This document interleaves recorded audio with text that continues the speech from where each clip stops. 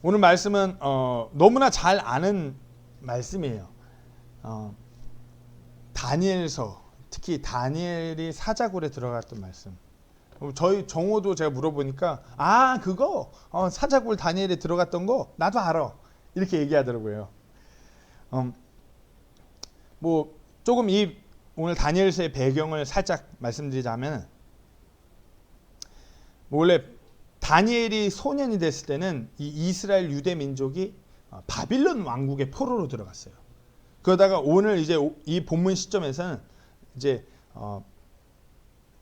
메대 사람, 이 페르시아 왕국 다리오 왕이 이제 바빌론 왕국을 멸하고서 이제 새로운 이제 세력으로, 새로운 왕국으로 북상한 것이에요. 다리오 왕의 통치가 새롭게 시작된 거죠. 이때 근데 다리오 왕은 이때 당시 나이도 좀 있었고요. 그리고 새로운 왕권으로 왕으로서 이 모든 것을 통치하는데, 이전에 그렇게 왕국의 신하들, 총리들, 이 사람들 그대로 데리고 가면서 이제 자기가 온전히 왕국의 왕으로 군림하길 원했었어요. 때문에 그 전부터 모든 왕들의 신임을 받았던 이 다니엘을 이제 정말 그 소문을 익히 들어서 아는 거죠. 이렇게 왕들이 어려워하던 그런 꿈도 해석해주고 정말 지혜롭게 나라를 통치하고, 그렇기 때문에 이거를 익히 알았던 이 다리오 왕도 다니엘을 무척이나 신뢰했던 거예요. 그리고 자기가 다니엘을 이렇게 봐도 그 안에 뛰어난 영이 있기 때문에 정말 지혜롭고 신실하고 뭐 하나 트집 잡을 게 없는 자기의 최고 신한 거예요. 그래서 이제 다니엘을 제일 신뢰하고 다니엘이 나라를 앞장서서 통치하게 하는데, 늘 모든 그런 거지만 이제 그런 왕이 바뀌고 왕권이 바뀌면 자기들이 다 한 자리 하고 싶고 자기가 좀 이렇게 좀 더 높은 위치에서 나가고 싶으니까 신하들이 이제 다니엘을 질투하고 다니엘을 시기하면서 다니엘을 해하려는 음모를 꾸미게 되는 거죠. 그러면서 이제 그 왕에게 이제 왕 외에 다른 신이나 어떤 것에 그 절하거나 청혼한 사람을 모두 사자굴에 넣어서 죽게끔 하자는 이제 칙령, 그 음모를 꾸미게 되는 거예요.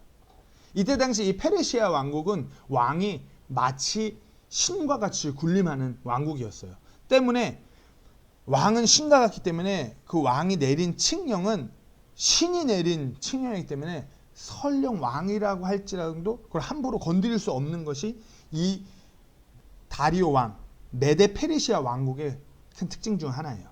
근데 이 다리오 왕이 내린 칙령으로 인해서 이제 다니엘이 이제 그런 곤란한 환경, 목숨을 내놓는 상황에 처하게 되는 거죠. 너무나 잘 아는 스토리예요. 그럼에도 불구하고 다니엘은 하나님께 기도하기를 선택했고 늘 전에 하던 대로 기도하고, 그러면서 하나님께서 사자굴에 들어간 다니엘을 지키사 사자들의 입을 천사를 보내서 막으시고 결국 다니엘을 구하시고, 정말 놀랍게도 하나님이 증거되고 살아 역사하시는 하나님이 드러난 너무나 잘 아는 성경 스토리예요. 저도 그랬고요. 다니엘서 특히 이 부분을 묵상할 때, 아니면 많은 분들이 설교하실 때 어떤 다니엘이 어려운 상황에서 심지어는 사자굴에 들어가서도 상황이 역전되는 것, 다니엘은 그와 같은 역전되는 기도를 했다. 저도 그렇게 묵상했고, 이게 설교를 준비하면서 우리 이 어려운 상황에서 뭔가 이제 역전하는 기도, 다니엘과 같은 기도. 근데 말씀을 묵상하고 말씀을 읽고 하는데 다니엘은 이 상황을 역전하기 위해서 기도한 것도 아니었고요. 다니엘은 이 상황에 구애받으면서 기도한 것도 아니었어요. 그리고 우리가 늘 어려운 상황 속에서 우리의 상황에 어떤 역전이나 반전을 구하는데 어찌 보면 그것은 어떤 미성숙한 우리의 믿음이 아닌가 바라보게 돼요. 하나님의 입장에서 바라보면은 우리의 이 상황에, 이 어려운 상황에 우리가 어떤 반전, 역전을 꾀하는 것이 하나님의 시선에서 그거 아니에요. 하나님의 시선에서 바라봤을 때 상황이나 어떤 환경은 전혀 문제되지 않는 거거든요. 그저 그런 상황 모든 것을 초월해서 일하시고는 하나님이기 때문에 그저 우리가 하나님께로 돌아오고 하나님을 높이기만을 원하시는 것이에요. 오늘 본문에 엄청난 반전, 역전을 우리가 보고 있지만 우리가 이와 같은 일들이 우리 삶 가운데서 일어나길 소망하지만 하나님께서 원하시는 것은 어떤 상황의 반전이나 어떤 환경이 새로 더 나은 환경으로 바뀌는 것을 하나님께서 바라보시고 원하시는 게 아니시라는 거죠. 그저 하나님께서는 모든 상황을 초월하셔서 그저 우리가 하나님께로 다시 돌아오고 하나님을 높이기를 원하시는 것입니다. 어찌 보면 지금 같은 상황에 여기 필리핀 세부에 거주하는 우리에게 있어서 더욱 어려운 상황이에요. 한국은 이제 코로나 확진자가 거의 뭐 사그라들고서 다 이제 마음껏 사람들 만나고 뭐 다니고 자유로워지고 그런 공포에서 패데믹 상황에서 그런 공포에서 벗어나는 상황이에요. 너무 즐거워요. 막 화기애애해요. 근데 우리가 여기 있는 상황에서는 뭐 전세기를 뭐 이렇게 티켓팅을 시작할 때마다 모든 교민이 너도 나도 타고 한국 가겠다고 난리고 뭐 여기서 갈수록 확진자 뭐 집단 감염 뭐 어느 바람가이에서 뭐 어디 교도소에서 막 집단으로 막 교도소가 600명밖에 수용할 수 없는 공간인데 몇천 명 내놓고 있는 그런 공간에서 집단 감염이 시작되었다. 뭐 그리고 이제 바람가이들 그런 봉쇄하고서 무섭게 막 완전 무장하고서 다니는 그런 군인과 경찰들을 볼 때마다 뭐 당연히 교민들은 공포에 휩싸일 수밖에 없죠. 그리고 현지 서민들은 점점 식량난에 휩싸이면서 마치 언젠가 폭동이 일어날 것만 같아요. 저 또한 마음속으로 사자굴에 들어간 다니엘의 상황이 반전되고 역전된 것처럼 우리 삶 가운데 지금 이 시점에서 그와 같은 역전이나 반전을 바라고 있어요. 그렇게 기도하기도 하고요. 어찌 보면 우리가 모두 이 상황에서 지금 이 어려운 상황, 앞으로 다가올 어려운 경제적인 상황, 그 모든 것에서 예배하는 것에서 이렇게 어렵게 예배하는 것에서 이런 상황에서 역전이나 반전을 바라고 있어요. 하지만 중요한 것은 지금 이 시점에서 하나님께서 진정 우리에게서 원하시는 것은 우리가 어떤 상황의 반전에 역전하는 것이 아니라 그저 우리의 마음이 온전히 하나님께로 집중되고 우리가 죄에서 돌이키고 다시 하나님 품으로 돌아오는 것을 원하는 것이에요. 오늘 본문 다니엘은 어찌 보면은 어떤 자신의 상황의 반전이 아니라 백성들의 어떤 영적인 각성을 위해서 백성들이 이스라엘 백성이 전적으로 하나님께로 돌아오기를 원하는 마음으로 그런 기도를 드렸던 다니엘. 단순히 이 시점에만 드린 그런 기도가 아니라 계속해서 이전부터 그런 기도를 드렸던 다니엘이에요. 근데 이 말씀을 읽은데 다니엘이 이렇게 기도를 하는데 누구에게 기도를 했냐고 성경이 얘기하냐면 자기 하나님에게 기도했다고 그렇게 말하고 있어요. 나의 하나님 뭐 그게 아니라 마치 다니엘서를 다니엘이 기록했음에도 불구하고 자기 하나님, 이 표현은 누가 봐도 다니엘의 하나님, 그가 소유하고 있는 하나님, 분명히 그의 하나님, 그가 붙들고 있고 의지하고 있고 그가 바라보는 그 하나님에게 기도했다고 얘기하는 것이에요. 이 어려운 상황에서 자기 하나님 앞에 나아가는 것, 이 어려운 상황에서 자기 하나님께 자기가 원하는 어떤 상황이나 역전을 바라면서 구하며 기도하며 나아가는 것이 아니라 자기 하나님께 자기 하나님께서 원하는 그분의 뜻, 그분의 계획, 그것을 위해 기도한 것이에요.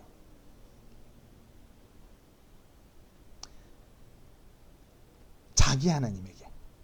어떻게 우리는 기도할 때 우리가 의지하고 우리가 신뢰하고 우리의 하나님, 우리의 목 되시는 그 유일한 나를 구원하신 그 하나님께 기도하고 계신가요?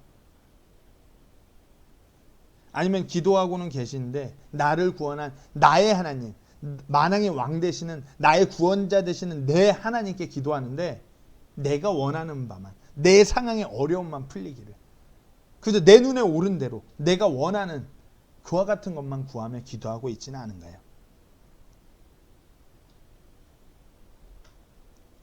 다니엘은 조서의 도장이 찍힌 것을 알고도 자기 집으로 들어가 자기 방에서 전에 하던 대로 자기 하나님께 나아갔어요. 나의 하나님, 내 하나님, 나를 붙잡아 주시고 늘 나와 함께 하신 그 하나님, 나의 목 되시는 그 하나님께 기도한 것이, 그리고 그 하나님이 원하시는 그분의 뜻을 하나님의 말씀을 통해서 익히 알고 그렇게 기도했던 다니엘. 시편 73편 26절에 시편 기자는 이렇게 고백해요. 내 육체와 내 마음이 쇠약하오나 하나님은 내 마음의 힘이시오 영원토록 내 몫이니이다.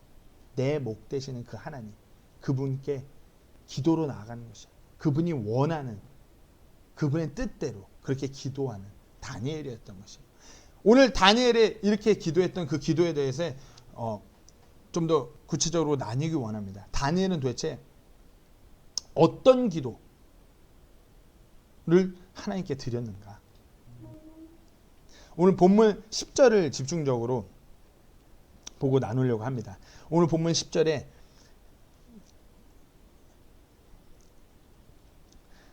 이제 그때 다니엘은 조서에 도장이 찍힌 것을 알고도 자기 집에 들어가 자기 방에서 예루살렘을 향하여 창문을 열고 전에 하던 대로 하루에 3번씩 무릎을 꿇고 기도하며 자기 하나님 앞에서 감사를 드리더라. 개인적으로 다니엘 자신에게 어쩌보면 빼도 박도 할 수 없는 위험에 놓이게 된 순간이에요. 이때 다니엘의 나이는 노년의 나이예요. 어린 소년의 나이가 아니에요. 80세가 넘은 노년의 나이였고요. 왕국의 왕이 또 바뀌면서 왕국이 바뀌면서 어쩌보면 계속해서 승승장구하며 나아갔고 이제 그의 삶의 막바지에 이른 다니엘이에요. 그런데 그의 삶에 큰 위기가 온 거죠. 삶의 끝자락에 어쩌보면 가장 큰 위기가 왔어요. 그럼에도 불구하고 다니엘은 신실하게 전에 하던 대로 하루 3번씩 하나님 앞에 나아갑니다. 이전에 하던 대로, 전에 하던 대로라는 이 표현을 통해서 우리는 다니엘이 지금 이 순간 자기 안위 때문에 하나님 앞에 나아간 것이 아니라 늘 자신의 삶에서 하던 대로, 늘 자기가 하나님께 기도하던 대로 그렇게 나아간 것을 보게 됩니다. 어찌 보면 지금 이 노년에 다니엘이 기도하는 건 조금 쉴 수 있어요. 요 기간만 피하면은 또 얼마든지 자유롭게 하나님께 또 기도하면서 승승장구하며 나갈 수 있어요. 그럼에도 불구하고 다니엘은 자기가 기도하는 걸 멈추지 않았어요. 예루살렘을 향하여 전에 하던 대로 기도하는 것을 포기하지 않았어요.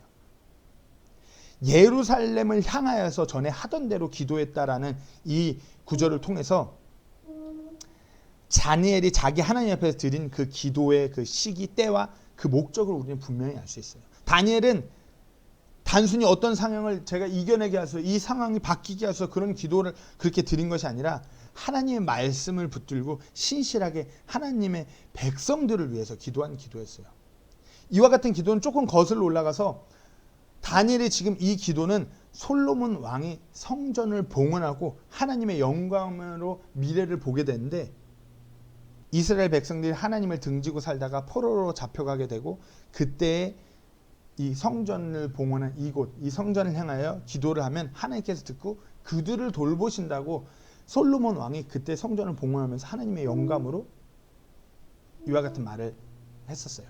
다니엘은 이 말을 기억한 거예요. 다니엘은 이 솔로몬의 기도를 기억하고서 붙들고 소년의 때부터 계속해서 기도를 멈추지 않고 전에 하던 대로 다윗이 하루에 3번 하나님을 향해 기도하며 나아갔던 것 같이 그 이전의 왕들의 말씀, 유대 민족의 하나님의 왕 다윗, 솔로몬들의 그와 같은 기도, 그것을 붙들고 동일하게 기도하며 자기 민족의 회복을 위해서, 영적 각성을 위해서, 진정한 부흥을 위해서 그렇게 기도하는 것을 멈추지 않은 것이에요. 지금 이때에도 동일하게 신실하게 다니엘은 계속해서 그 기도를 붙들고 온 것이었어요. 열왕기상 8장 47절에서 50절 말씀을 살펴보면 이것이 솔로몬의 기도입니다. 그럼에도 그들이 자기들이 포로로 잡혀간 땅에서 스스로 깨닫고 자기들이 포로로 사로잡혀간 땅에서 회개하며 주께 간구하여 말하기를 우리가 죄를 짓고 그릇되게 행하였으며 악한 일을 행하였나이다 하고 다윗이 이걸 위해 기도한 것이에요. 우리가 지금 포로로 잡혀와 있어요. 우리가 이 땅에서 우리가 깨닫고 그 땅에서 회개하면서 주께 간구하기를 그것을 위해 다니엘이 기도하는 것이에요. 우리 민족이, 우리 이스라엘 백성이 정말 하나님 앞에 죄를 짓고 그릇되게 행하며 악한 일들을 행하고 있구나. 이것을 깨닫기를 다니엘이 기도하는 것이에요. 48절에 또 그와 같이 자기들을 포로로 사로잡아간 자기 원수들의 땅에서 마음을 다하고 혼을 다해 주께로 돌아와 주께서 자기 조상들에게 주신 자기들의 땅을 향하여 곧 주께서 택하신 도시와 내가 주의 이름을 위해 건축한 집을 향하여 주께 기도하거든. 다니엘이 지금 이와 같이 기도하고 있죠. 그때에 주께서 하늘 곧 주의 거처에서 그들의 기도와 간구를 들으시고 그들의 사정을 돌아보사 주께 죄를 지은 주의 백성을 용서하시며 그들이 주께 죄를 범하여 행한 그들의 모든 범죄를 용서하시고 또 그들을 포로로 사로잡아간 자들 앞에서 그들을 불쌍히 여기사 그들이 그들을 불쌍히 여기게 하옵소서. 다니엘은 어려서부터 이 기도를 늘 해온 것이에요. 늘 우리 백성이 자기들의 그 악한 그 죄, 하나님을 멀리하고 어떤 이방의 우상들을 섬기면서 육신의 길을 따르고 음행을 만연한 그와 같은 삶 가운데서 자기들이 그 죄가 정말 우리가 하나님 앞에 죄를 지었구나 하면서 회개하면서 하나님께서 돌아오기를, 그리고 자기와 같이 정말 그 거룩한 거처 성전에 있던 예루살렘을 향하여 하나님을 향해 기도하고 우리 민족을 회복시켜 주소서, 우리를 불쌍히 여기소서, 하나님 우리의 죄를 용서해 주소서, 이와 같이 기도하게 해달라고 자기 백성들을 위해 기도한 것입니다. 오늘 이 본문의 상황에서도 동일하게 다니엘은 기도하고 있는 것이에요. 지금 현재 이 백성들을 다니엘이 바라보면 아직도 이 포로로 잡혀와서 아직도 하나님을 멀리하고 아직도 자신들 삶 가운데 죄가 만연하고 하나님을 향하지 않고 회개하지 않고 마치 이스라엘 회복은 멀리 보이는 것 같아요. 이런 이들을 바라보는데 이 노년의 다니엘이 어찌 계속해서 이 기도를 내려놓지 않고 신실하게 할 수밖에 없는 것이에요. 어찌 이 기도를 멈출 수 있겠어요? 백성을 보자니 아직도 백성이 계속 죄가 만연해서 그저 그냥 왜 포로인데 이 이방신 보니까 좋네 막 육신이 오른데만 그렇게 따라가는데 지금 이 시점에 조서의 도장이 찍혔어요. 근데 다니엘이 이 조서의 도장이 찍힌 것을 알고 이제 내가 죽겠구나. 이들이 이 음모로 나를 해야겠구나. 다니엘이 생각하는 이것이 아니에요. 조서의 도장이 찍혔어요. 이제 하나님의 백성 모든 유대 민족 이들이 더 크나큰 위기에 직면하게 되겠구나. 이들이 더욱더 하나님을 경배하고 하나님을 높이고 하나님을 섬기고 그와 같은 모든 것들이 더욱더 어려운 상황에 처해지겠구나. 백성의 이 영적인 상태가 더욱더 위기에 직면하고 있는 것을 다니엘은 조서의 도장이 찍힌 걸 알자 그것을 바라보는 것이에요. 포로로 잡혀와서 각종 이방신들의 문화에 휩싸여서 점점 온전히 하나님께 나아가는 길을 잃은 이 유대인들, 이 이스라엘 백성들이 그야말로 지금 하나님께로 돌이켜야 되는 시기인 걸 다니엘은 분명히 아는 것이에요.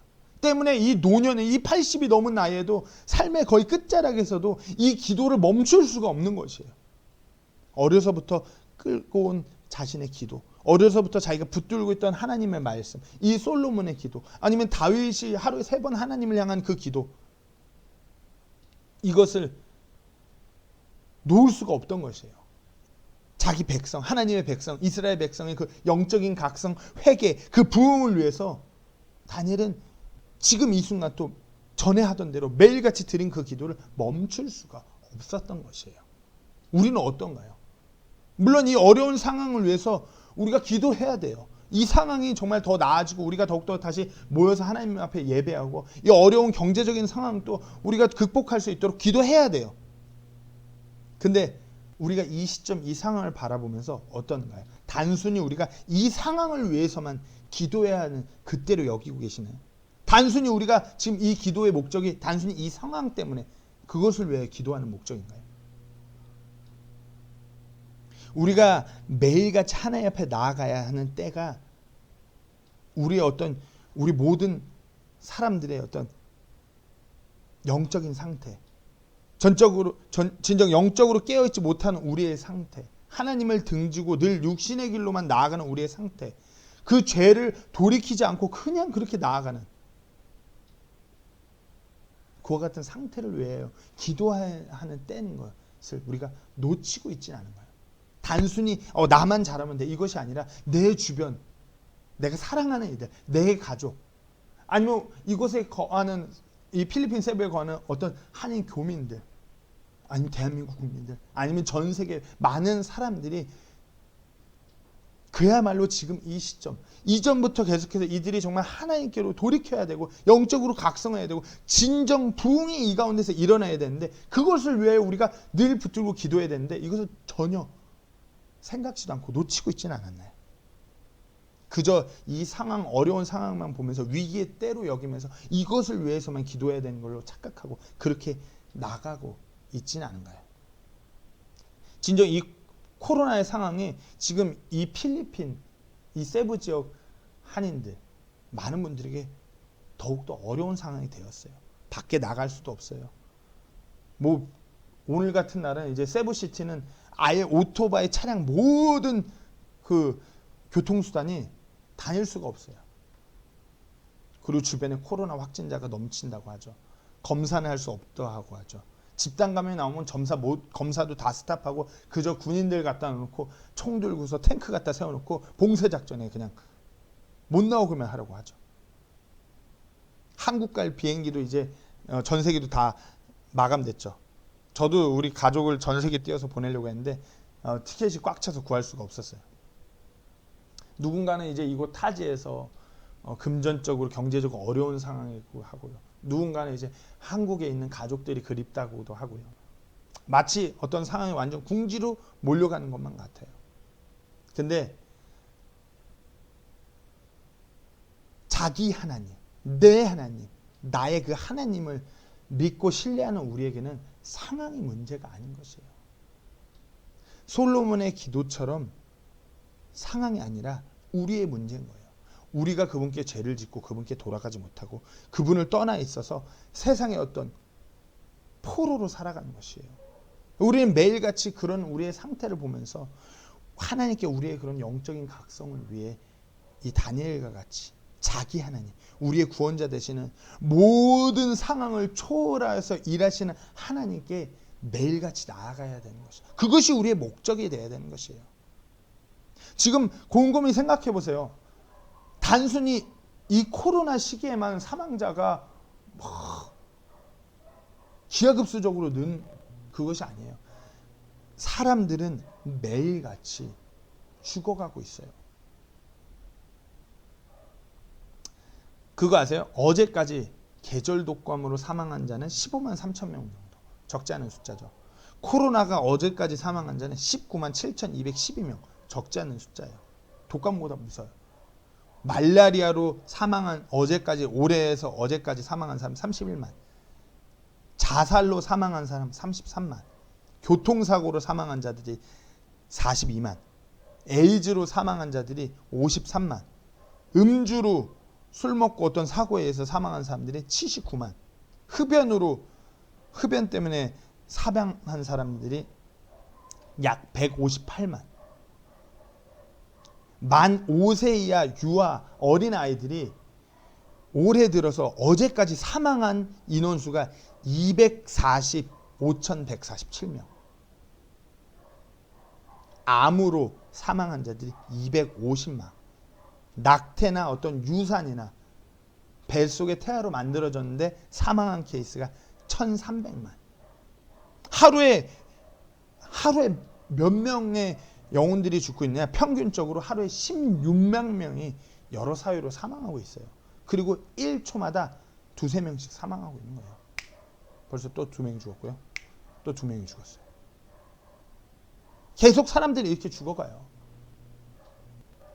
그런데 우리가 정말 두려워하고 정말 심각하게 받아들여야 될 것은 단순히 코로나로 사망한 사람들 뿐만 아니라 지금 이렇게 시시각각 계속해서 사람들이 혼들이 죽어가고 있는데 이 가운데서 천국을 향하여서 하나님이 계신 영원한 본향으로 가는 그 사람들이 몇이나 될 거예요. 과거에 비해 세계 인구는 정말 많이 늘었다고 말합니다. 그에 비례해서 과거에 비해서 정말 영원한 본향으로 하나님 계신 그곳으로 가는 그와 같은 사람들이 매일같이 이렇게 시시각각 사망자가 될 때 인구가 비례한 거에 비해서 그렇게 구원받고 영원한 천국으로 가는 그 사람들을 들었을까요? 천국을 향해 가는 사람들은 인구가 늘은 거에 비해서 더 많이 줄었을 것이에요. 때문에 우리는 이전부터 이와 같이 전 세계의 모든 사람들이 정말 죄 가운데서 돌이켜서 하나님께로 향하는 것, 내가 사랑하는 많은 사람들이 죄 가운데서 돌이켜서 하나님을 향하는 것, 영적인 각성이 우리 가운데서 일어나야 되는 것은 정말 그리스도인들의 영적인 부흥, 교회들의 부흥, 그것을 위해서 더욱더 기도해야 돼요. 이전부터 기도했어야 되는 거고 지금 이 시점에서 더욱더 그것을 위해서 기도해야 되는 것이에요. 그저 이 어려운 상황이 끝나기만 하는 것을 기도하는 것이 아니라 갈수록 하나님으로부터 멀어져 죄를 따르고 있는 우리의 그런 영적인 상태, 그것을 진정 회개하고 하나님께로 돌이키기를, 이 마지막 때, 이 어려운 시점에서 우리가 진정 하나님의 뜻을 기도해야 돼요. 하나님께서 원하시는 삶으로 나아가는 그분의 백성들이 되기를 우리가 그렇게 기도해야 돼요. 다니엘이 자기 하나님께 매일 하루 3번 나아갔듯이 우리가 그렇게 뭐 하루 3번 이것이 아니라 우리도 매일 매사에 범사에 하나님께 그와 같은 기도로 나아가야 돼요. 우리의 상태는 어찌 보면 하루가 다르게 하나님으로부터 멀어져 문화라는 세상 어떤 매스컴이라는 어떤 매체라는 것을 통해서 그것에 푹 빠져서 죄의 길을 나아가는 것이에요. 우리가 이와 같은 정말 우리를 올가매는 이와 같은 세상의 그런 문화들로부터 돌이켜서 그 죄악의 길에서 돌이켜서 하나님으로 향할 수 있도록 우리의 영적인 각성이 일어나도록 우리가 지금 그것을 위하여 다니엘같이 기도할 때예요. 우리가 매일같이 예수님을 다시 만날 때까지 그와 같은 기도가 멈춰져서는 안 되는 것이에요. 진정 나를 포함한 다른 이들을 위해서 세상적인 그런 안정뿐만이 아니라 영적인 각성, 죄에서 돌이키는 회개, 진정 하나님을 향하기를 그것을 위해서 기도해야 하는 것입니다. 에베소서 6장 18절에서 이렇게 전하고 있습니다. 모든 기도와 간구로 항상 성령 안에서 기도하되 모든 성도들을 위해 모든 인내와 간구로 그 일에 깨어있다.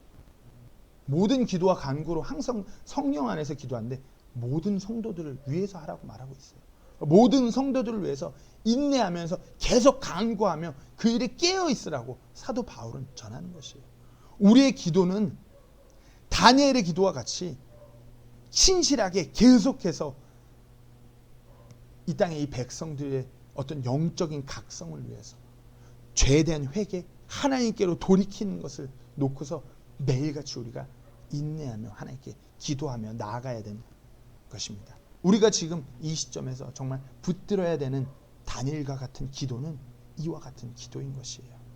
또한 그 기도의 방법에 대해서 나누기 원합니다.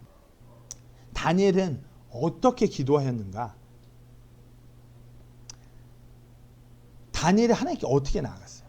자기 하나님께 어떻게 기도했는가? 제가 다시 한번 10절, 11절 한번 읽도록 하겠습니다. 이제 그때 다니엘은 조서에 도장이 찍힌 것을 알고도 자기 집에 들어가 자기 방에서 예루살렘을 향하여 창문을 열고 전에 하던 대로 하루에 3번씩 무릎을 꿇고 기도하며 자기 하나님 앞에서 감사를 드리더라. 그때 이 사람들이 모여서 다니엘이 자기 하나님 앞에서 기도하며 간구하는 것을 발견하고, 먼저 다니엘은 간절함으로 하나님께 기도했어요. 간절함으로. 다니엘은 진정 간절하게 목숨까지도 내놓고 간절하게 하나님께 기도한 것이에요. 오늘 본문은 다니엘이 조서에 도장이 찍힌 것을 알고도 그러고도 기도했어요. 그리고 하루에 3번씩 어떻게 해요? 무릎을 꿇고 기도했다고 말하고 있어요. 이 이스라엘 백성, 유대인들에게 기도 자세가 3가지 있어요. 이들은 마치 기도의 방법이 공식처럼 이와 같이 기도해요. 딱 기도하는 방법이 자세가 어떤 기도에 따라서 이렇게 3분류로 기도하게 돼요. 먼저 서서 하는 기도 자세. 이건 일반적인 기도 자세로 이 유대인들은 언제 어디서든 자기가 수시로 기도하고자 할 때 서서 기도하는 자세를 취해서 기도해요. 두 번째로는 엎드려 기도한 자세요. 이는 죄를 자복하여 하나님 앞에 기도할 때는 엎드려서 기도하는 자세를 취해요. 그리고 세 번째는 다름 아닌 이 다니엘과 같이 무릎 꿇고 기도한 자세요. 이건 진정 자신이 기도하는 바가 너무나 간절할 때 유대인들은 이렇게 무릎 꿇고 기도하는 것이에요. 우리는 유대인들처럼 우리가 어떤 기도를 할 때 이렇게 자세를 정해놓고 기도하진 않아요. 우리는 늘 자세에 국한받지 않고 수시로 죄를 자복하고 간절히 기도해야 되는 것이에요. 꼭 기도할 때 그렇게 말씀하시는 목사님 무조건 기도할 때는 무릎을 꿇어야 된다고. 꼭 우리가 무릎을 꿇을 필요는, 꼭 자세를 우리가 육신은 무릎을 꼭 그렇게 꿇어야 기도가 되는 건 아니에요.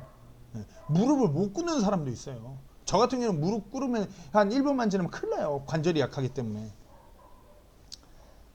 근데 문제는 자세가 아니라 우리의 기도가 때때로 이 다니엘의 기도처럼 하나님 앞에 절실하고 간절하게, 그렇게 매일같이 간절하게 쉬지 않고 하나님께 붙잡고 막 매달리면서 기도해야 되는데 그런 기도가 없어요.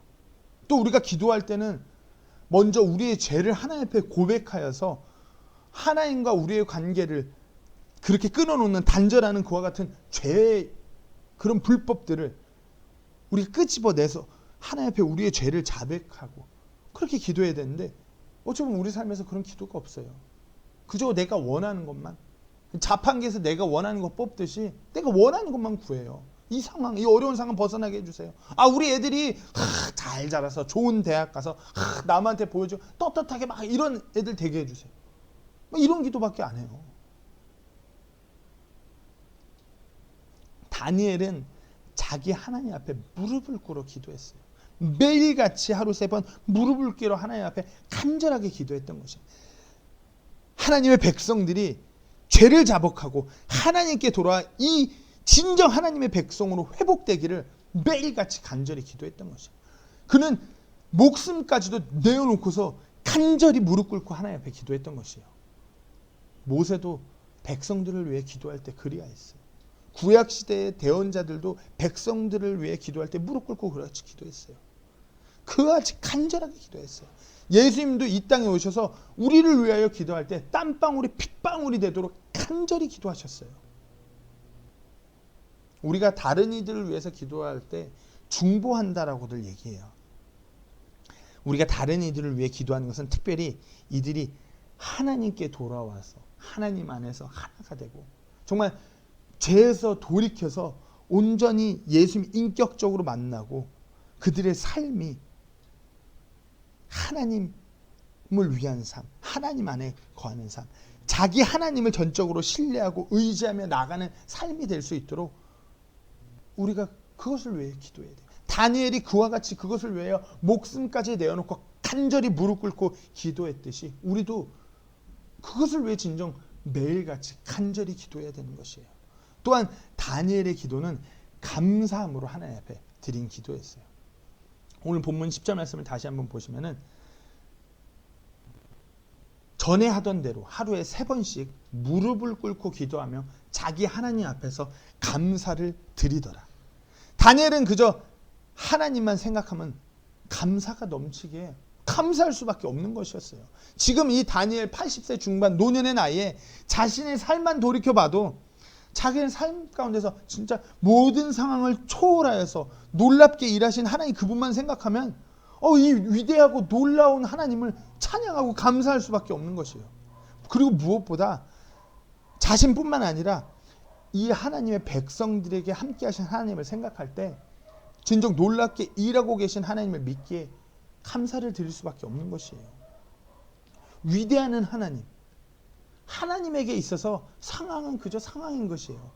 하나님이시기에 유일한 전지전능하신 분이기에 어떠한 상황도 그분께는 제약이 되지 않는 것이에요. 이것이 하나님 앞에, 자기 하나님 앞에, 내가 신뢰하는 그 하나님 앞에 드리는 감사인 것이에요. 상황이 어찌되든 간에 놀랍게 일하실 수 있는 분이시고 그렇게 놀랍게 일하셔온 분이시고 계속 그렇게 놀라운 하나님의 방법으로 일하실 것을 믿고 신뢰하기에 다니엘은 감사를 드리는 것이에요. 구약시대나 신약시대나 하나님께 드리는 기도는 늘 이렇게 감사와 함께 드려졌던 것이에요. 그리고 그렇게 늘 감사와 함께 드리라고 성경 말씀은 우리에게 전해주고 계세요. 사도 바울이 데살로니가 교회에 서신을 보내요. 서두에는 사도 바울이 내가 너희들을 위해 어떻게 기도하고 있다. 그리고 마지막에는 어떻게 기도하라고 가르침을 전해요. 근데 곰곰이 생각해보면 인간적으로 사도 바울이 가르치는 그 기도 방법이 전혀 납득이 되질 않아요. 데살로니가 교회는 사도 바울이 아주 잠시 머물면서 복음을 전하다가 박해로 인해서 떠나왔던 지역이에요. 한 3주 머물렀다고 추정을 해요. 그만큼 데살로니가 지역은 믿는 자들에 대한 박해가 어마어마했던 지역이에요. 믿는 자들에 대한 박해가 어떤 이방 민족의 이런 것이 아니라 자기들의 가족, 자기들의 친족이라는 유대인들에 의한 박해, 가장 가까운 자기 측근 지인들로부터 너무나 심한 박해가 이루어졌던 것이 이 데살로니가 지역이에요. 그리스도인으로서 데살로니가 지역에서 믿음을 지키는 자들에게 바울이 서신을 쓰면서 서두에 이렇게 전해요. 데살로니가전서 1장 2절입니다. 우리가 너희 모두로 인해 항상 하나님께 감사를 드리며 기도할 때 너희에 관하여 말하면 감사해요. 너희 모두 물론 감사할 수 있어요. 정말 이와 같은 상황 가운데서 정말 하나님께서 이들을 보호하시고 지키시고 있기에 정말 감사할 수 있어요. 근데 서신의 마지막에는 이런 이들에게 이렇게 얘기해요. 데살로니가서 5장 16절 18절에 항상 기뻐하라. 쉬지 말고 기도하라. 모든 일에서 감사하라. 이것이 그리스도 예수님 안에서 너에 대한 하나님의 뜻입니다. 지금 너무나 심한 박학 가운데서 힘들어서 막 그리스도의 삶은 너무나 힘든데 항상 기뻐하고 쉬지 말고 기도하고 모든 일에서 감사. 어떻게 모든 일에서 감사해? 이 상황 가운데.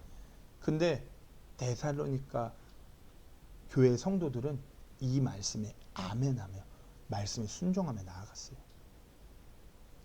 이들은 그저 사도 바울을 자신들에게 복음을 잠깐이나 와서 예수 그리스도를 증거한 사도 바울을 바라보는 것이 아니라 이들은 사도 바울이 전한 그 전지전능한 모든 상황과 문제를 초월하여 일하시는 그 하나님을 믿고 있었기에 납득이 가지 않는 방법이에요.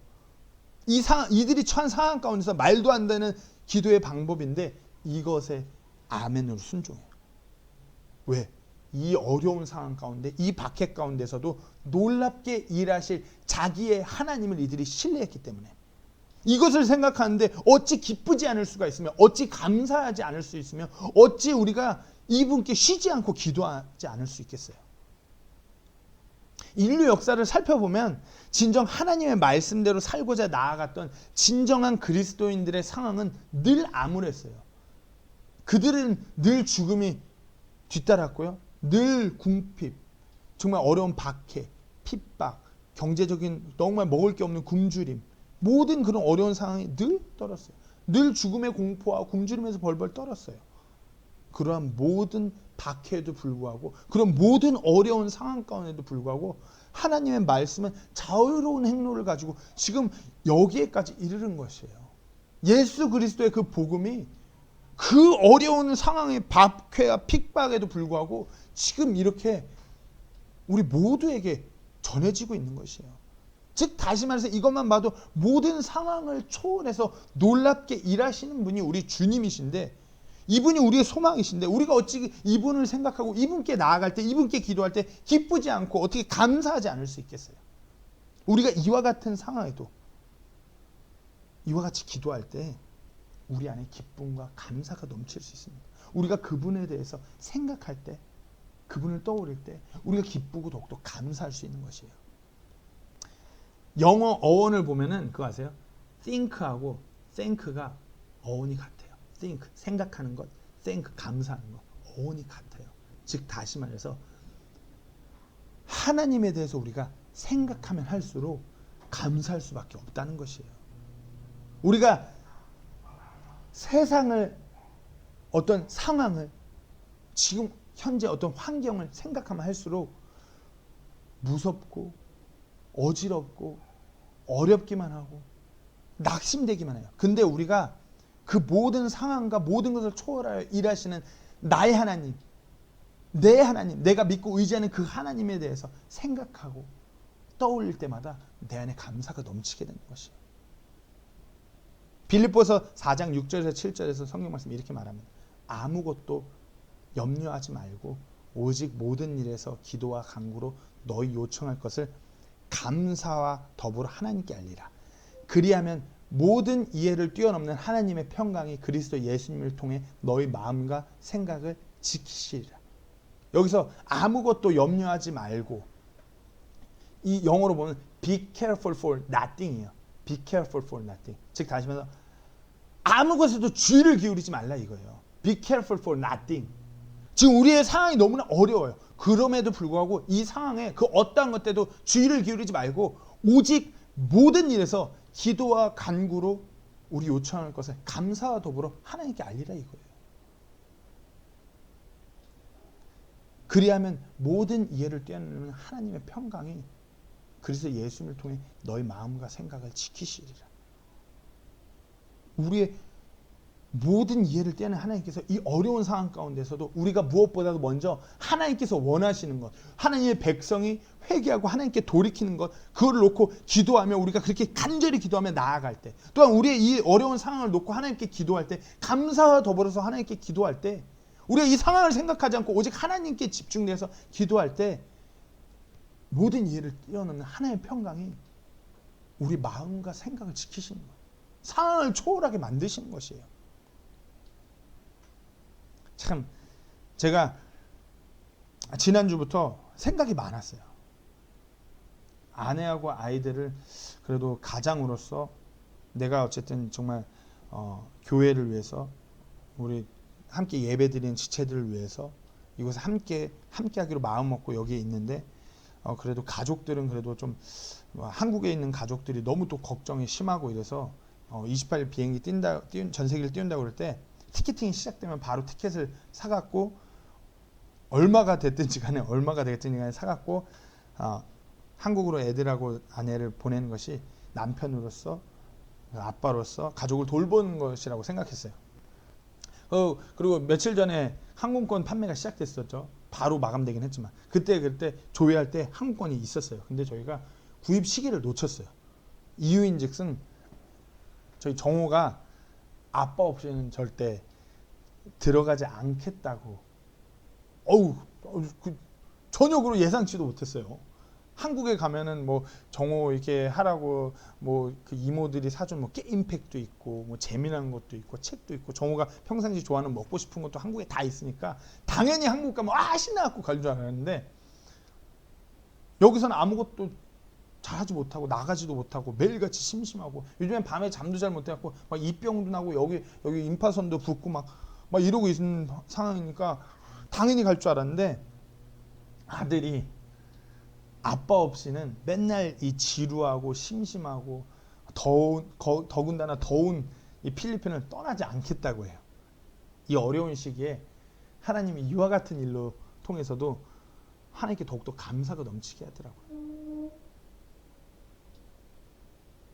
솔직히 제 입장에서 가족들이 여기 있는 게 때때로는 무슨 일이 일어날지 모르니까 불안하기도 하고요.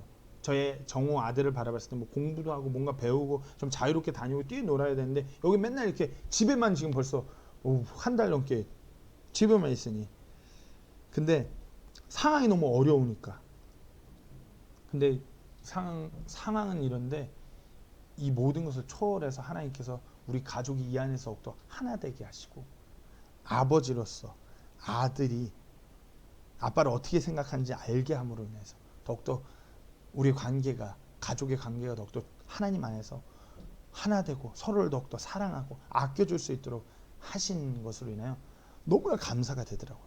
상황은 이렇게 어려운데 이전보다 더욱더 우리 가족이 하나님 안에서 하나 되고 이 가족으로 인해서 감사하게끔 하더라고요.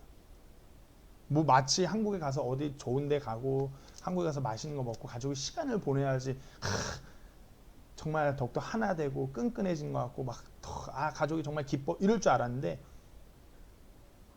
이 어려운 상황에서 이 정오의 이런 이 모습을 통해서 정말 가족이 함께 한다는 것이 얼마나 소중하고 감사한 것인지, 이로 인해서 진정 하나님을 감사하고 찬양하게 되더라고요.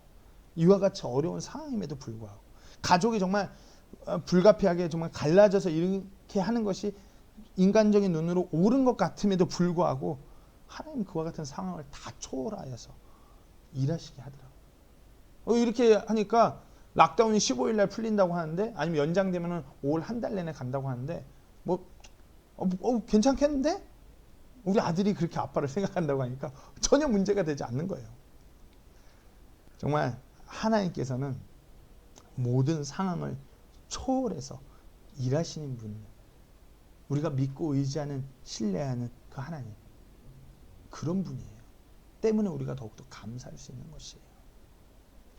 그리고 또 다니엘의 기도는 간절했고 감사와 함께 기도했고 마지막으로 믿음으로 기도한 다니엘이 있어요.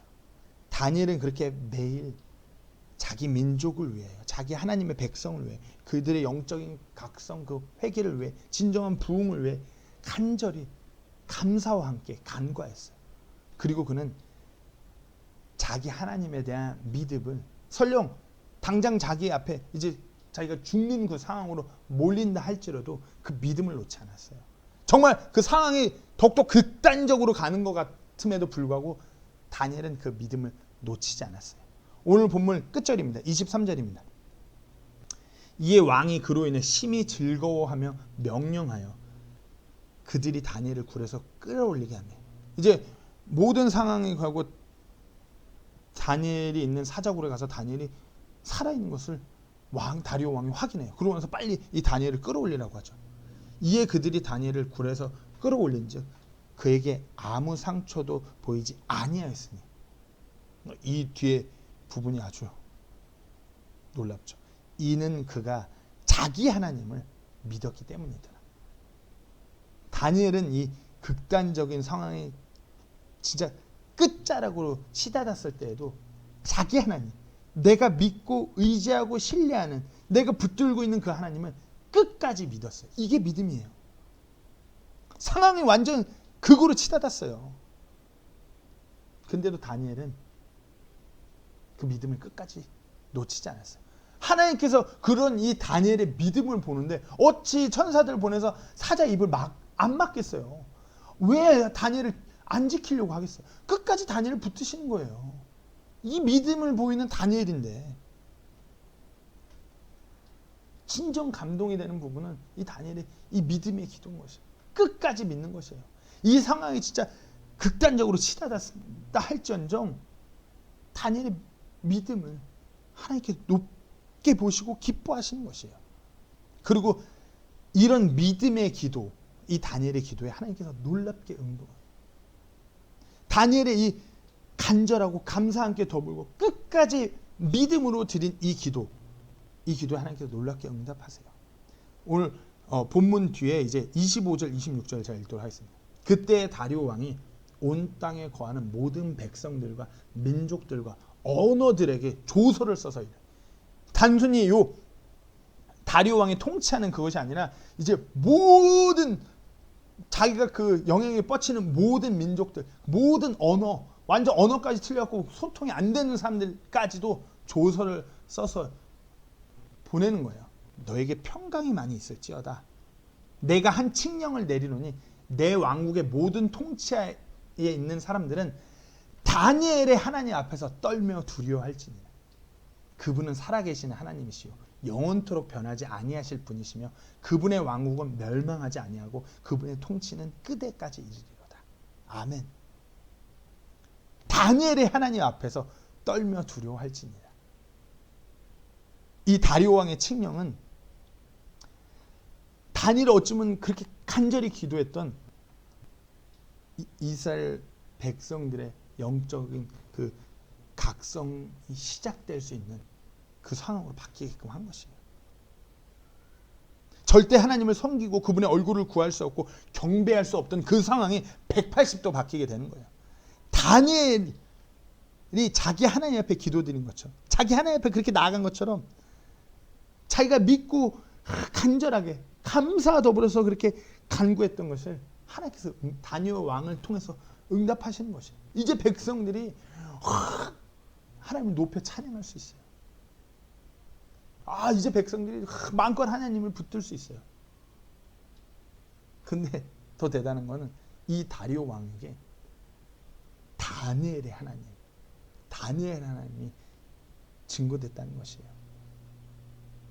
이 다니엘의 하나님이 우리가 믿고 붙잡고 신뢰하는 그 하나님이에요. 우리가 기도하는 우리의 믿음의 대상이 이 하나님, 다니엘의 하나님이 바로 우리의 하나님, 나의 하나님, 내 자신이 모든 것을 맡길 수 있는 그 하나님이에요. 우리가 이분께 기도하는 것이에요. 이분이 정말 지극히 높으신 이분, 놀라운 이 전능자 되신 이분이 바로 우리의 하나님이신 것이에요. 놀랍게 기도에 응답하시고 모든 상황과 모든 문제들을 초월해서 단숨에 모든 것을 바꾸고 변화시킬 수 있고 모든 능력과 권세가 있는 그분이 우리 하나님이십니다. 어찌 이분을 안 믿을 수 있겠습니까? 우리가 믿고 의지하는 이분, 놀라웠고 위대하신 분이신 것이죠. 시편 기자는 이렇게 고백합니다. 시편 91편 1절에서 4절 15절이에요. 지극히 높으신 이의 은밀한 곳에 거하는 자는 전능자의 그늘 밑에 거하리로다. 전능자의 그늘 밑. 놀랍고 너무 멋진 표현이에요. 내가 주에 대하여 말하기를 그분은 나의 피난처시오 나의 요새시오 나의 하나님이시니 내가 그분을 신뢰하리라. 전능자의 그늘이 바로 나의 피난처 되는 거고 나의 요새가 되는 거고 그분이 바로 나의 하나님. 내가 그분의 그 그늘 아래 거하는 것이에요. 때문에 그분을 신뢰할 수밖에 없는 것이에요. 내가 그분을 신뢰하는 것이 그 그늘 안에 거하는 것이에요. 그분께서 너를 새 사냥꾼의 올무에서와 해로운 역병에서 확실히 건지시리로다. 그분께서 자신의 깃털로 너를 덮으시리니 네가 그분의 날개 밑에서 그분을 신뢰하리로다. 그분의 진리가 너의 큰 방패와 작은 방패가 되리니. 그 전능자의 그늘 안에 거하는 자는 하나님께 친히 보호하시는 것이에요. 그리고 그 전능자의 그늘에 거하는 자, 그분을 신뢰한 자, 그분을 믿는 자에 대해서 이렇게 말씀하십니다. 15절입니다. 그가 나를 부르리니 내가 그에게 응답하리라. 고난당할 때 내가 그와 함께하여 그를 건지고 존귀하게 하리라. 그분을 진정으로 믿고 신뢰하는 자를 하나님께서 이렇게 하신다 이거예요. 그가 나를 부를 때 내가 응답한다 이거예요. 나를 전적으로 믿고 따르는 나의 백성들이 그렇게 믿음으로 간구하면 내가 그들에게 응답할 것이고 그들이 고난당하는 그때 내가 그들과 함께 할 것이고 그들을 건지겠다 이겁니다. 오늘 누가 이와 같이 다니엘과 같이 기도하시겠습니까? 누가 이렇게 기도하고자 하나님 앞에 나아가시겠습니까? 누가 자기 하나님 앞에서 내 하나님, 내가 신뢰하고 내가 전적으로 믿는 그 하나님 앞에서 하나님께서 원하시는 그와 같은 기도를 드리기로 결단하시겠습니까? 지금 너무나 어려운 상황에 있습니다. 우리는 이 상황에서 어떤 역전이나 반전을 위해서 단순히 내 삶의 어떤 안위를 위해서만 기도하는 것이 아니라 진정 우리 모두의 어떤 영적인 그 각성을 위해, 그 회복을 위해, 죄에서 돌이키고 전적 영적으로 부흥케 되는 그것을 위해서 쉬지 않고 간절히 감사와 함께 더불어 기도해야 될 때입니다. 그리고 하나님께서 놀랍게 일하실 것을 전적으로 믿고 끝까지 믿고 이 어려운 상황 가운데서 이 놀라운 상황을 통해서 놀랍게 일하실 것을 믿고 우리가 그렇게 기도하는 다니엘과 같이 끊임없이 기도하는 우리가 되기를